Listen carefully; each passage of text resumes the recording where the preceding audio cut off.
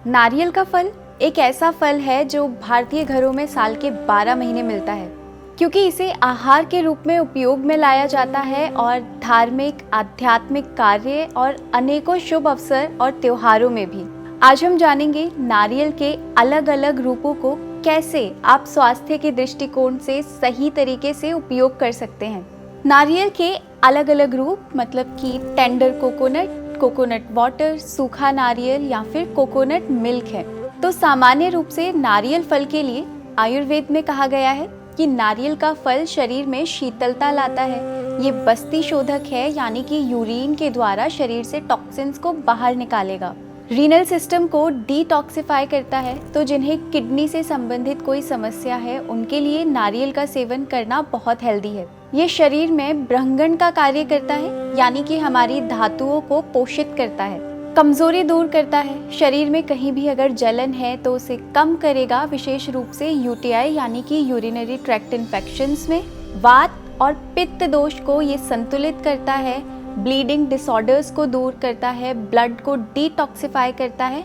यानी अगर आपको पिंपल, एक्ने जैसी समस्या है, हॉट फ्लशेस आते हैं तो नारियल आपके लिए फायदेमंद है।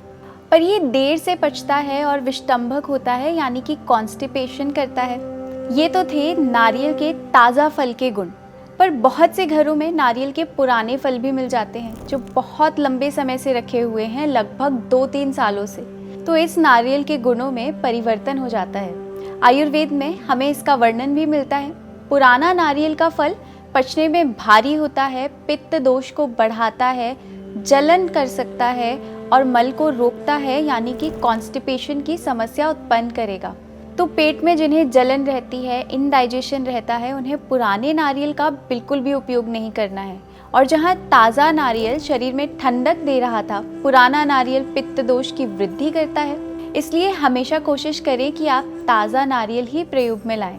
आप इसकी चटनी बनाकर या इसके ताज़ा टुकड़ों का भी सेवन कर सकते हैं, जो बहुत रिफ्रेशिंग और एनर्जी देने वाला होता है। नारियल का दूसरा रूप है नारियल पानी। ये भी एक प्रचलित तरीका है नारियल के सेवन का। इसका उपयोग लगभग सभी करते हैं, मुख्य रूप से गर्मियों में, और ये समर कूलिंग ड्रिंक्स बनाने में बहुत उपयोगी है। नारियल की ताज़ा गिरी का भी आप प्रयोग कर सकते हैं तरह तरह की मिठाइयाँ बनाने में।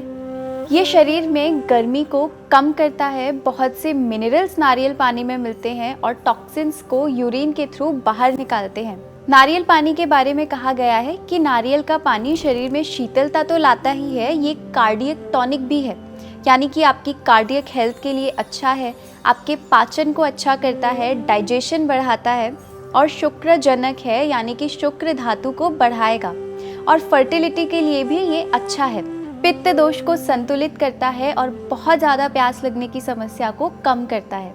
नारियल का पानी एक अच्छा बस्ती शोधक भी है, यानी कि किडनी, ब्लैडर और हमारे रीनल सिस्टम से ये टॉक्सिन्स को बाहर निकालने में मदद करता है। इसलिए जिन्हें मूत्र मार्ग में जलन रहती है, यूटीआई है, कोई इन्फेक्शन है या फिर यूरिन करते वक्त दर्द होता है, तो उन्हें नारियल पानी का नियमित सेवन ज़रूर करना चाहिए। नारियल पानी का प्रयोग हम मुख्य रूप से गर्मियों में या फिर तेज़ बुखार आने पर, रीनल स्टोन्स में या फिर यूरिनरी ट्रैक्ट इन्फेक्शंस में करते हैं। गर्भावस्था में भी नारियल का प्रयोग अच्छा है। ये माता और शिशु दोनों के पोषण के लिए उत्तम है।